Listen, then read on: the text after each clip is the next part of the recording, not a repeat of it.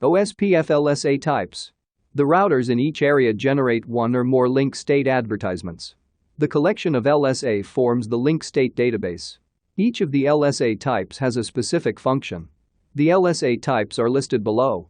Router LSA, Network LSA, Network Summary LSA, ASBR Summary LSA. As external LSA. The router LSA are generated by each router in an area about all of its connected links. This LSA is flooded within the area. To view, use the command show AP Ospf database router.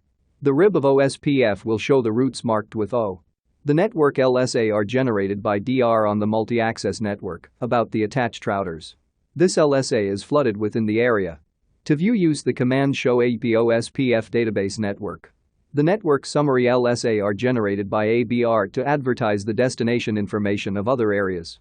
This LSA is flooded between the areas, that is inter-area. To view, use the command show AP Ospf database summary. The RIB of Ospf will show the routes marked with O Iowa. The ASBR summary LSA are generated by ABR to advertise the ASBR information.